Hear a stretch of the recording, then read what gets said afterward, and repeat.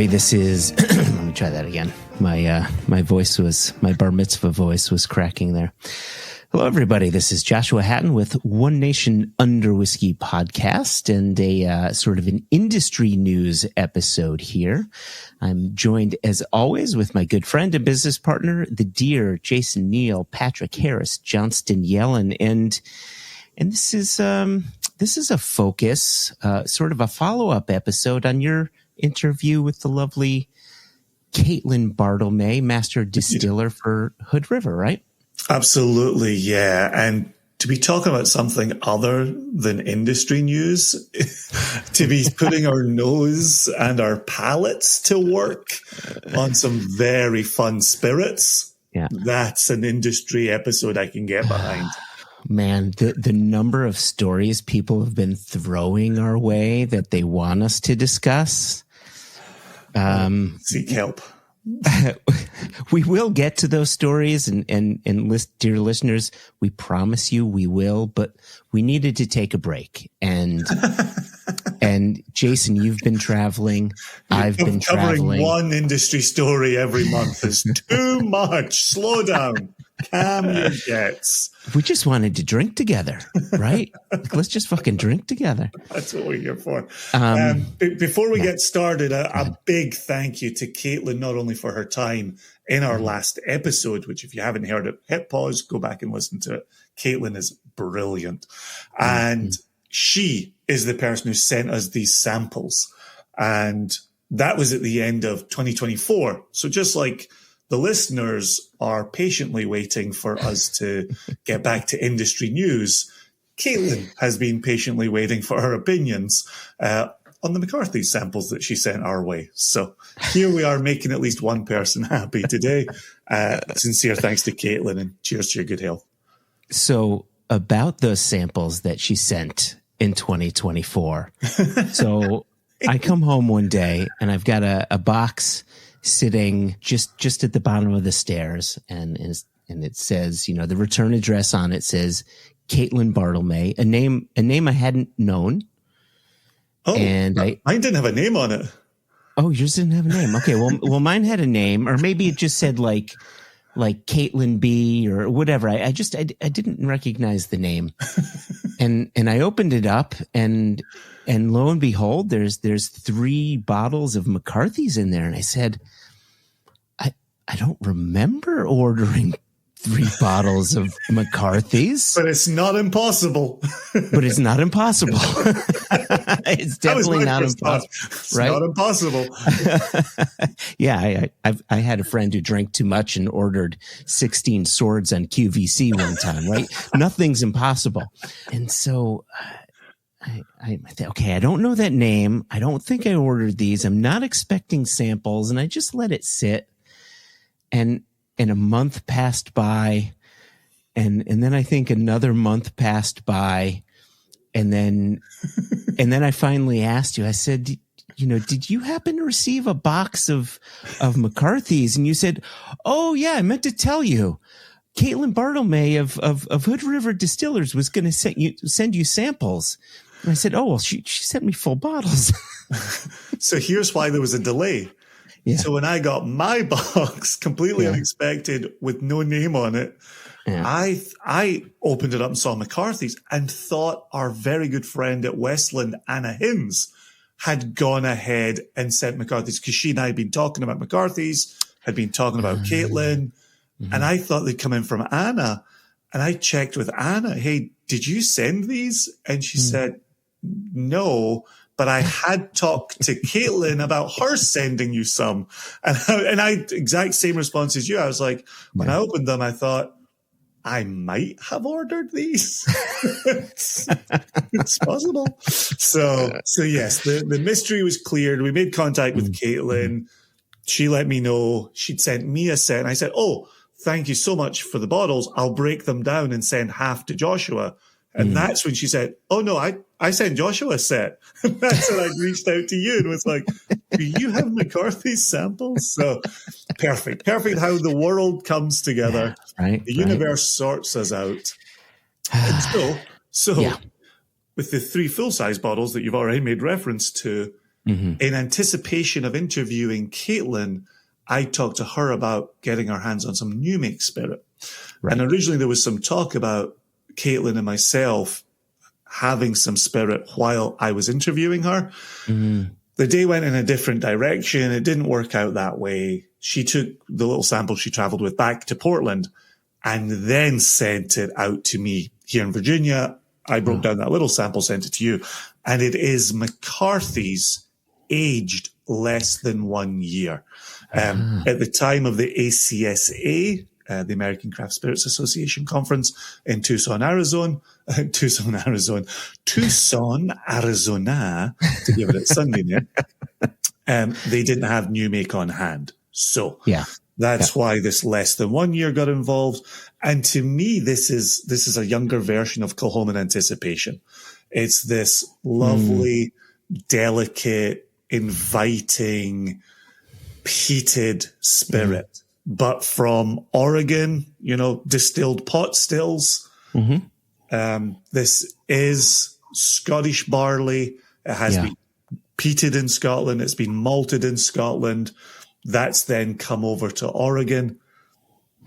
And then matured in Oregon oak, like basically Gariana oak. Yeah, right? that was the surprise in talking to Caitlin as much as I did. Yeah, that Gariana being used, and now they're into second use and refill use around the distillery as well, and having a chance to tell other stories. But what do you think on the new make? Right. So what I love about this, it's banana coming through. When I think of new make, especially Scottish new make, it's mostly pear for me. And in this case, it's banana. And when I think of banana coming through, quite often that's a yeast driven note. And which surprised me. And I wonder if that's the Gary oak kind of massaging the new make a little bit. It's really pleasant on the nose. What are you getting on the palate? Palate comes in quite vegetal, little minerality to it. But again, as we've talked about endlessly for our lives in whiskey, this is Highland peat rather than Isla peat. So there's a very nice wood smoke happening there. Oh, but there's a salinity, like a sharp salinity coming through on that. Not sharp in a bad way, but like, you and I have discussed this. I think there are times you use sharp where I would use bright. Do you remember us having that conversation before? Yes. Yep. Yeah. Because for me, sharp can be jarring, whereas bright can be enveloping. Yeah. There you go. Yeah. I think that's better said. Yeah, because I didn't mean it in a pejorative manner. And that's why I wanted to step in just to make that clear. After tasting, returning to the palate, I get a little kind of custard note, like the custard you find in the heart of a Boston cream. Do we know the ABV on this? So McCarthy's at 110-ish. So my guess is 110 would be entry proof. Man, you're making me do math. Give me some ABVs. Is that 55% alcohol? Okay, thank you. Jason, you've been in America too long. You've been in America too long. I'm just reading what Caitlin put on this little sample label. He said 110-ish. So that's what I'm reading for you. That's incredibly quaffable. That is very good new make. And the reason Josh and I had this conversation in our little pre-production meeting, the 3 minutes were like, what the hell are we going to do? So we wanted to use the new make to frame the spirit from the distillery. Right. To then go into the three offerings from the distillery and be able to say, here's where I get that spirit character. Here's where I get that Gary character. Later on, we're going to have a PX finished release. Okay, here's what PX is doing in relation to the spirit. So, we've been very fortunate for a long time. We've had access to new make. We've had access to young spirit. Again, you were talking about trips around Scotland where you get pears or ripe apricots. Here we're getting banana. But it's so informative to know what spirit is doing when you then move through mature offerings from a distillery. Right. It's sort of the same thing when we're doing whiskey seminars and we sort of take people through the tasting process, and you tell people to nose a whiskey a certain way just to familiarize yourself with what you're about to taste. And it's the same thing. You want to familiarize yourself with the spirit, and that's exactly what we're doing. So yeah, I'm going to keep liquid in my less than 1 year old spirit glass, but I'm moving into the McCarthy's. I would call it the initial offering in the release lineup. Okay.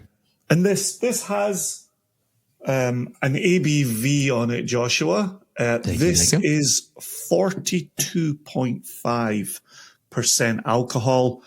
For those listening, 85 proof on the label. Yeah.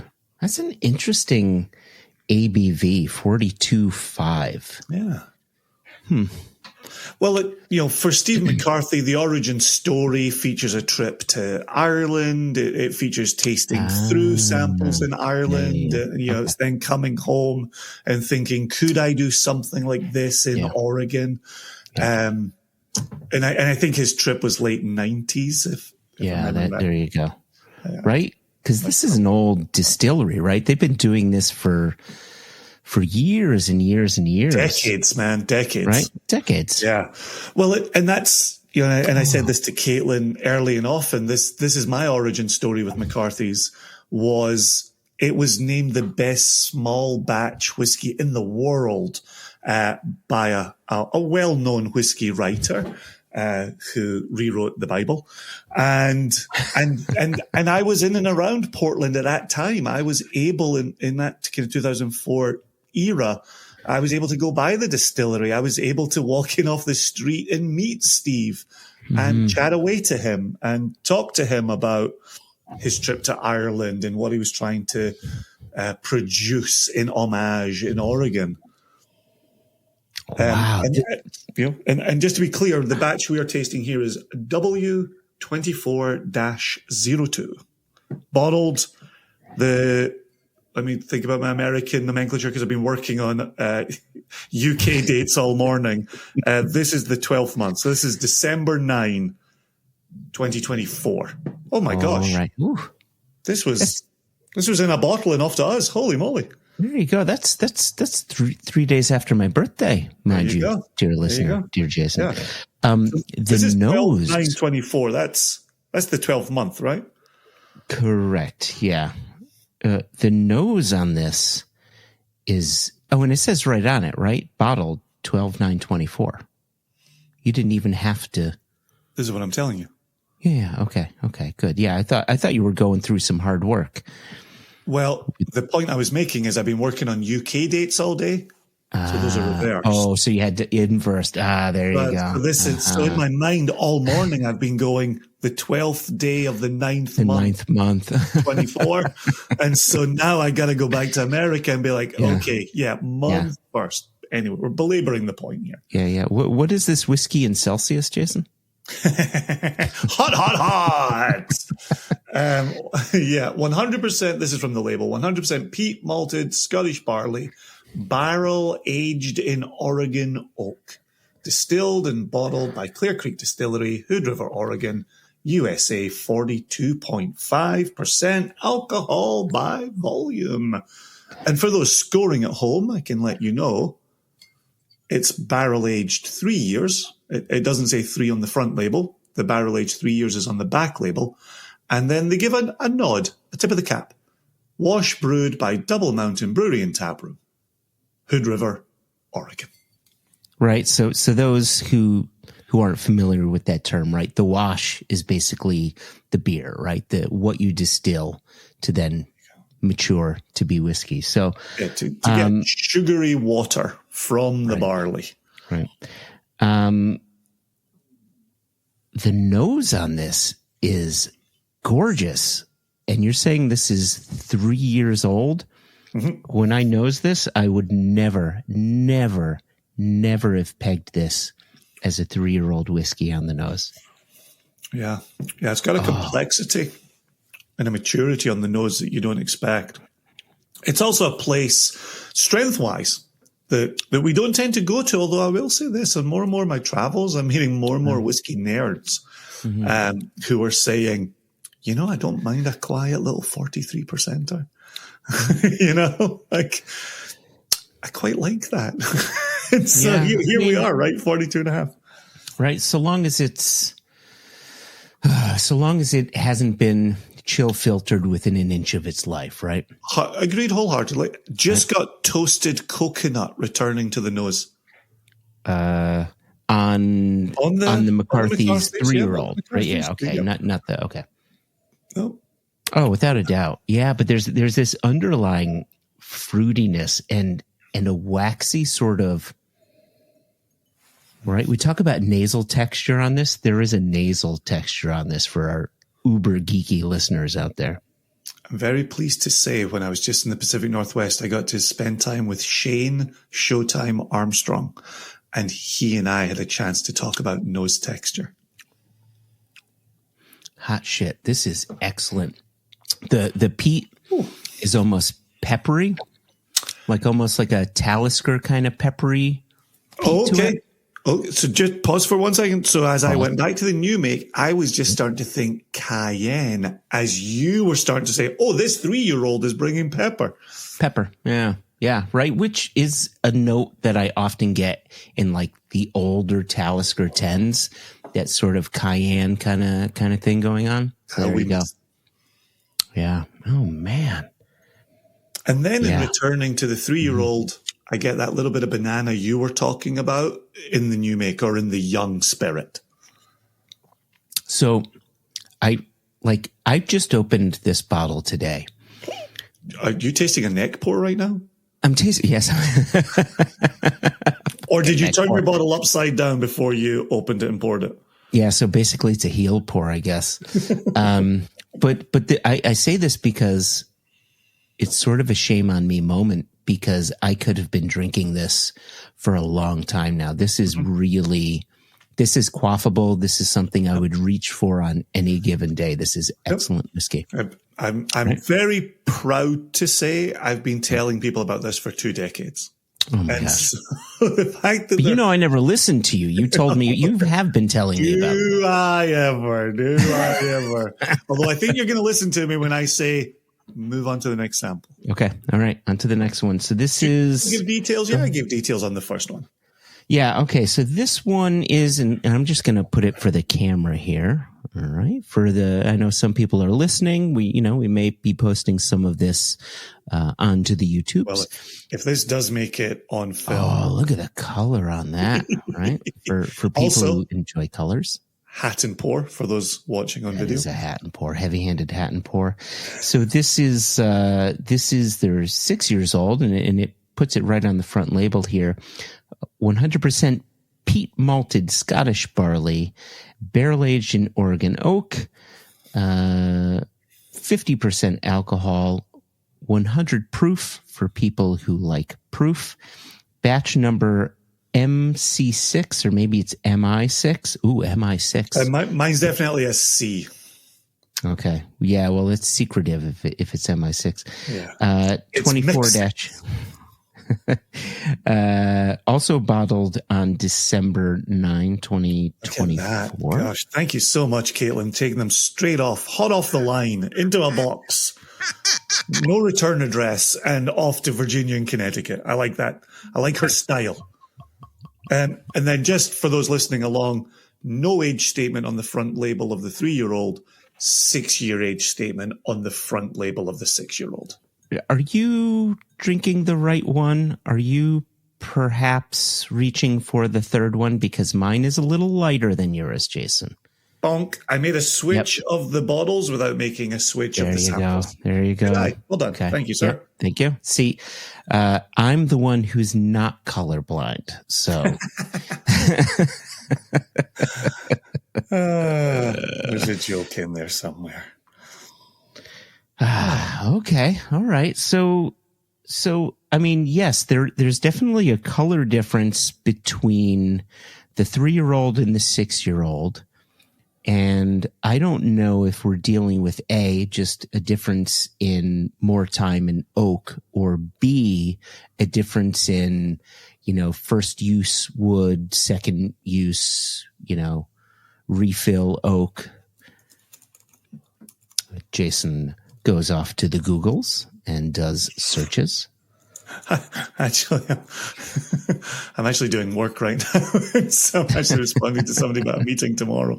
Classic. Right. Okay, making sure I pick up the right one again. Oh, yeah, that has me reaching for the new make again, right? We're into 6 years here. Oh yeah, oh my gosh, that becomes a warmer banana on the young spirit. Oh, as we move through the line. Even a little bit of cinnamon coming in along with that, the beginnings of that cayenne. Oh, God. Yeah, but now like the cereal comes through, that sort of damp barley. Agreed. Yep, right? agreed. Yeah. Right. And we're talking, just to be clear, listeners, we're talking, going back to that almost new make spirit, that less than year old spirit. We're just returning to that to try to find that connective tissue. Yeah. That's interesting. I think that wood is starting to, come to the fore more in the 6-year-old as a framing device. So you don't think it's getting in the way? You think it's no, framing? Not in the slightest. Yeah. Not in the slightest. Yeah. Man, and this at 50%, so we're moving up from the 42.5%. I want to put this on my palate and get a sense of the texture as well. I love that, the peat is in the background for both the new make, or not new make, for the less than year old, and then for both of these whiskeys, the peat is in the background. It's not telling the story. It's just sort of, it's a side quest in the overall story here. Holy shit, that 6-year-old comes alive on the palate. All right. Oh my gosh. Okay. Oh my gosh. Oh, I'll give you and the listeners a little preview of a topic of conversation that will come up in an episode in the future. But I just mentioned Shane Armstrong a second ago. So Shane is with Westland. And in talking with Shane, in putting together batches, and we spent some time in his lab, he talks about acceleration of whiskey. And you can have a slow building nose that then when it hits the palate takes off on the palate. And that is my exact experience with this McCarthy 6-year-old, is the nose is starting to invite you in. It wants to tell you a story, but it's just giving you the beginning. And then once this hits the palate, this accelerates. And now you're in it. Now you're in the middle of that story. Holy moly. No, I think your description is spot on. Thanks to Shane. I will say for my palate, I would reach for the 3-year-old before I would reach for the 6-year-old. I'm finding once I've had that acceleration on the palate and I return to the nose, now the nose is filling in more details. For sure. Oh, yeah. Now the wood is starting to tell a bigger story. Yeah, at first the nose on the 6-year-old, it was like it was candied. It was kind of bright. There was a bit of a fruitiness. Then you taste it, and then you come back, and now that sort of candied fruitiness throws in some of the barbecue notes that you expect from Garyana wood, right? Barbecue is a terrific nose on that returning. A terrific note on that returning nose. Yeah, barbecue, Garyana connection. That's good. Well done. That's pro level. Thank you. Cheers. Thank you. Oh my gosh. Okay. So I'm putting down the 6-year-old. I'm returning to the 3-year-old. Put down the 6-year-old, Jason. Put down the 6-year-old. Returning to the 3-year-old. Okay. And now I'm getting a little bit of dust on that 3-year-old. Oh, I know exactly what you mean. Yeah. Right? That's like a dusty library book happening on the nose of the 3-year-old. Oh, yeah. Right. Oh, which is my comfort zone. Like one of my favorite notes is that used book note, right? Mm-hmm. Which is great. Palate still has the brightness, and at 42.5% alcohol, just hums along. Yeah. That's an easy drinker in the best use of the term. And the whiskey does not feel dumbed down in any way. Not in the slightest, to be clear. Right? Yep, not in the slightest. Good texture to it. And both of these whiskeys, really good texture to the liquid. I really like that. Agreed. And now to complete my reverse journey, I've picked up the less than 1-year-old spirit. All right. Going back to, and you're going to sip it, or are you just nosing? Yeah, nose and sip. Yeah. No dust on that. No library books on that young spirit. No, the brightness really shines. Right. The grain is present. Yeah, but less damp cereal gets back to the fruit. I quite like that. And then on the palate, that's where you start to move into the world where producers live and distillers live. You can taste the immaturity on the less than 1-year-old spirit. In working reverse, 6 years to 3 years to under 1 year, you realize where the wood goes, right? Where the frame goes around. I have this exact experience with Kilchoman. I love anticipation. I love that 2-year-old quote unquote new make that went out into the world. Love it very dearly. When you taste that next to mature Kilchoman, you go, that's where the cask goes. Now I understand. Now I see why the distiller wants to put this into wood and leave it for X number of years. Of course. You see that. Yep.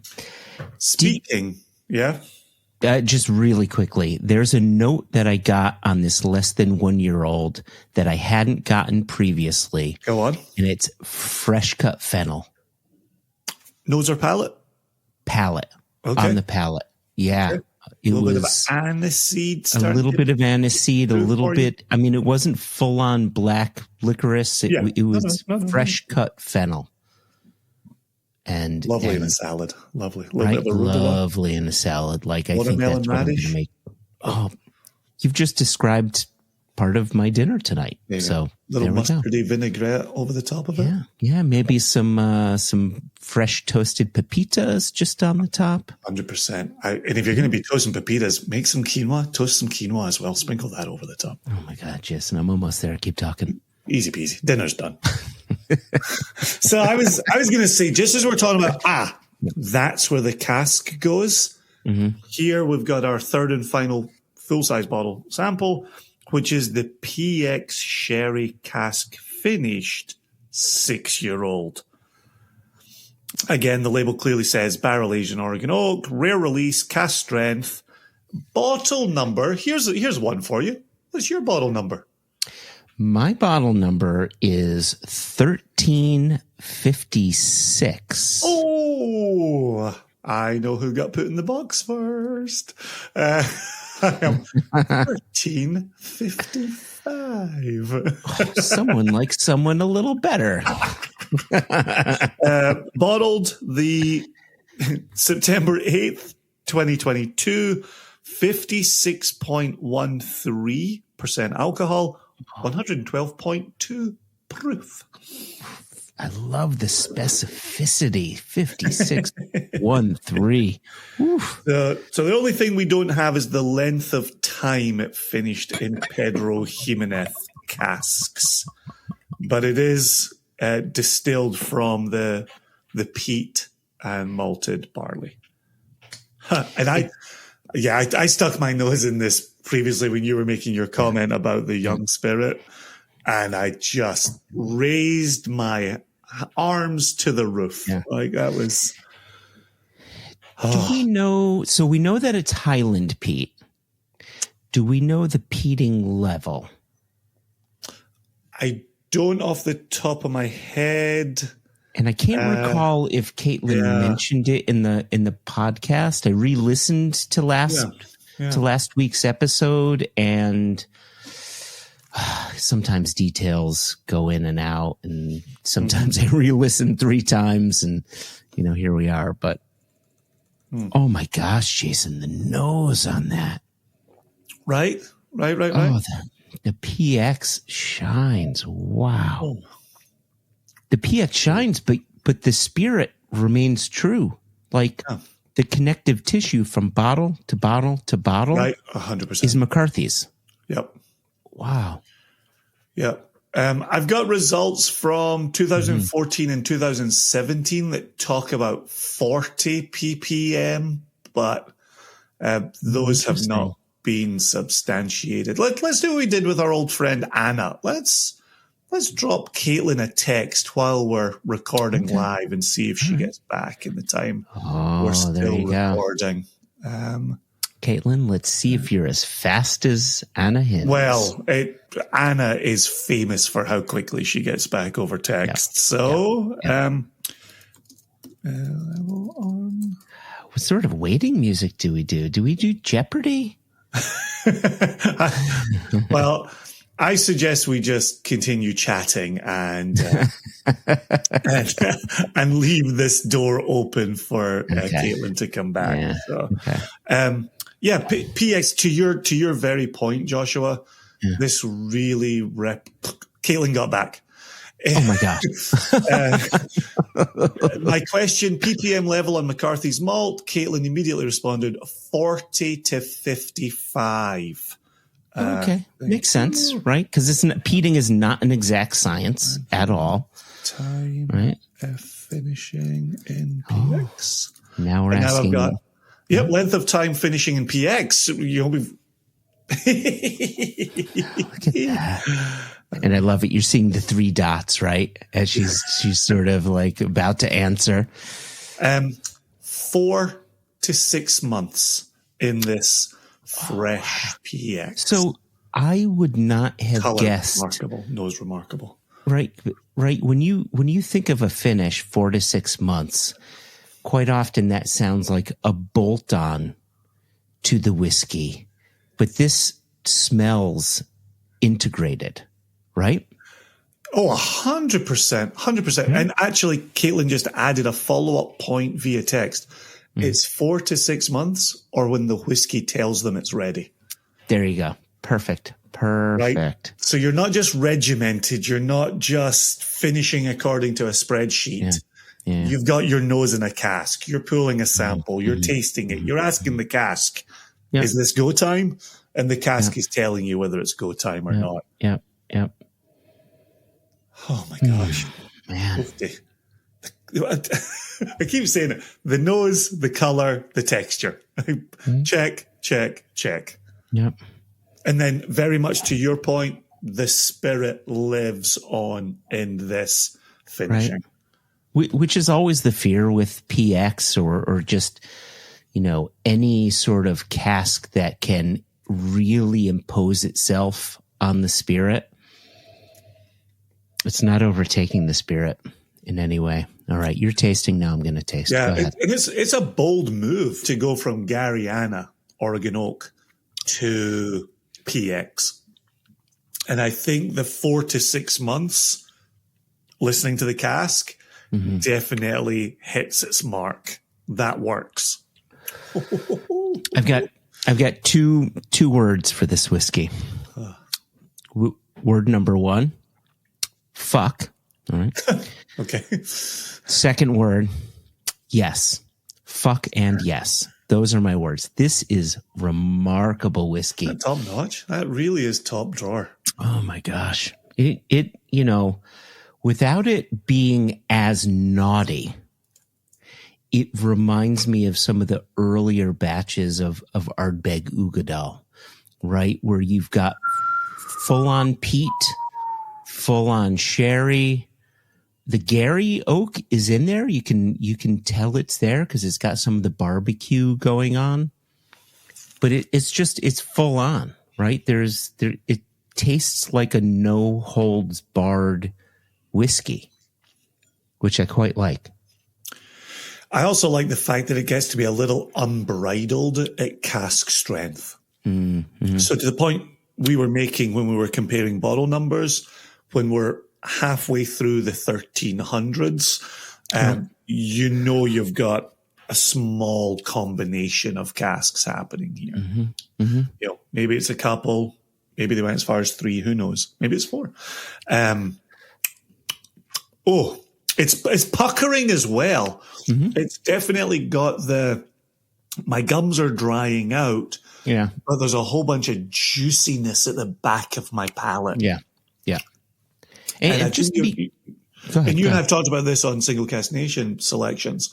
I've got drying down the outside of my tongue, but I've got juicy down the center of my tongue. So it's hitting my palate in different places. And that's the sort of that's what you want, right? You want the juiciness, and then you want that sort of drying quality to sort of bring you back for more. Oh my gosh. And it's the complexity as well. And just to clarify my previous statement, I'm not trying to say it tastes like Uigeadail. I don't think it tastes anything like Uigeadail. It's that impact that I'm talking about. Yeah. But see, when you just quietly sip on it, you don't think about it, that's when the peat shows up. There's peat to the back of the palate. There's peat in the finish. And it's very much, and I did like your Uigeadail experience comparison. This has a little bit of being on a sandy beach in Scotland, right? To the brininess that you talked about earlier. Like, how's their brininess getting into a Highland malt? I don't know. It's a question we've asked previously of other distillers. All I know is it's there. And then, of course, the barbecue that we keep returning to as a Gariana note. That's complete. That's telling a full story. So good. So good. I've got the 6-year-old expression in my glass right now, and I'm holding that. Okay. All right. So we're going in reverse now. All right. Yeah. Back we go. There's a bit of the fruit, maybe some of the stone fruit showing up on the nose of the 6-year-old. There's stone fruit, but there's also a touch of peanut brittle going on the nose, which I quite like. Yep. And that taking a step back from 56.13 to 50%, there's a softening. There's a calming down. Now I'm stepping into the 42.5% 3-year-old expression. Yeah. Oh, wow. Yeah, gosh, that seems calm by comparison to the PX Sherry. Oh, but so lovely. My little dusty library book has become the sugar on a candy watch or a candy bracelet, candy necklace. Yeah. Oh, is it the timepiece on the watch, or just part of the timepiece? Yes, the timepiece. There we go. Yeah. Oh God, the nose on that just remains. Still bright and beautiful. Strength-wise on the palate, it's an unfair comparison in the opposite direction. To go 56 into 50 into 42.5 is not fair. It wants oomph on it. However, it weakens for sure. Yeah. However, as a daily drinker, to be able to pour that 42.5 when you're making dinner, easy peasy. I'm going to say something controversial. Checks out. I like to pull a little Fino from my fridge, pour a glass when I'm making dinner of an evening. I could pull this McCarthy's 3-year-old from my fridge, pour a glass of that, and start enjoying that when I'm making dinner. I think that little bit of chill on it, the structure would hold up to that. Was that controversial? You've taken that very much in your stride. No, I don't think it's controversial. No, I can't, drink it how you enjoy it, right? That's the mantra. I think earlier in our whiskey journeys, we would have that would have been like sacrilege. But I would have felt like a very naughty boy. Right. I do wonder, however, chilled, because I don't think that this is chill filtered, because there's too much oil in here. It's too enveloping. I wonder if that would cloud up on you. I wondered the same thing, actually, and I'm almost excited for that because a Fino will do its own little bit of clouding as well. And as it slowly returns to room temperature, it clarifies a bit. Did you? I'm going to go back to the less than a year. I did. I finished liquid. My class on that. All right. It's also the one I did not do a hat and pour on. Yeah, same. Yeah. All right. Back we go. The nose. This is lovely, lovely new make. Or again, not new make. It's lovely, lovely, less than a year old spirit. Yeah, returns to the cayenne. Definitely has that fennel you talked about is moving towards a soft licorice place, but not a heavy licorice place. Yep. Yeah, I like describing that as a fennel. Yeah. It says on the label, Joshua, 42.5% small batch produced, non-chill filtered. Right there. All we have to do is read, Jason. That's all we have to do. Once I got to the batch number and the bottle date, I was there. So, man, what an experience! Thanks to Caitlin for setting us up with that. That was joyous. Yep. We needed that. Right. Love the industry, love following the news. Much prefer tasting delicious samples sent to us by a friend in the Pacific Northwest.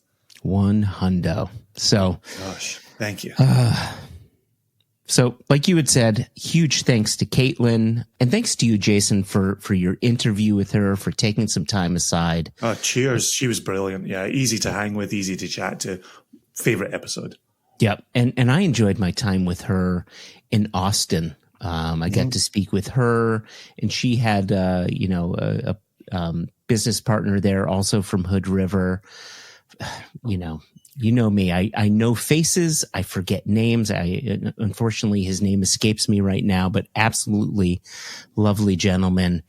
So it was great spending time with both of them in Austin at the Galaxy Gala. Thanks as always to our listeners. This may go up on the YouTubes. So if you happen to be one who views the YouTubes, check it out. If you've got any questions, you can send them over, info@singlecastnation.com. If you would like to review this podcast on either Apple Podcasts or Spotify, man, oh Manischewitz, would we thank you. 5-star review would be lovely. You can even leave comments. And if you leave a comment, we would even read it on the podcast. Is there anything else we should say, Jason, before we get out of here? No, we need to get out of here, but I just stuck my nose back into the PX sherry cask finish, and I just got a beautiful, warm, dark chocolate note that is so rewarding. So, yeah, I will end my words here. I will say cheers to the listeners, cheers to you, cheers to Caitlin, and onwards and upwards. Onwards and upwards. Excelsior! Cheers. Cheers.